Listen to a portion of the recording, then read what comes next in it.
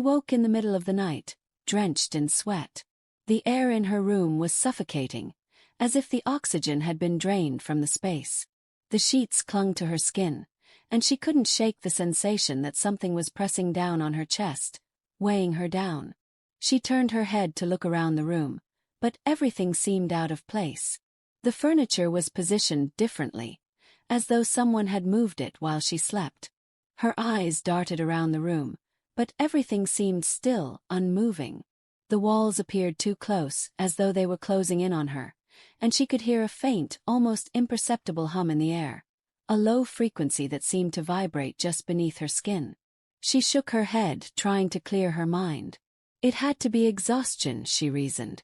Too many late nights spent obsessing over the object, too many hours spent trying to decipher the strange engravings that seemed to mock her every attempt.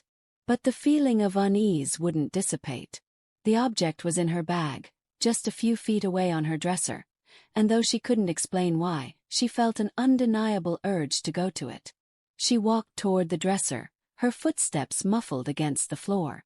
As she reached for the bag, her hand trembled, a sensation of electric charge running through her fingertips. The moment her hand made contact with the object, the buzzing sound in her ears intensified, and the room seemed to shift once more.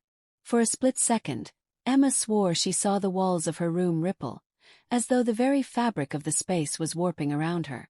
The air grew dense, and she felt a strange pressure in her head, a pulling as if something was trying to reach her from the other side. Without thinking, she dropped the object onto the floor. The moment it hit the hardwood, the sound was deafening, like the slam of a heavy door closing, an abrupt, thunderous impact that shook the entire room.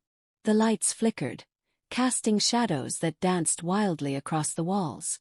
Emma's heart raced as the room seemed to breathe with her, expanding and contracting as though it had a life of its own. And then everything stopped. The lights stabilized. The room returned to its stillness, but Emma was no longer sure where she was. The floor beneath her seemed to vibrate faintly, and she found herself staring at the object, lying innocently on the floor, its metallic surface reflecting the dim light from the lamp. But in that moment, something inside her clicked. She understood now, it wasn't just the object that was changing things. It was her. The next morning, Emma couldn't shake the feeling that she had just experienced something monumental, something far beyond what she could grasp.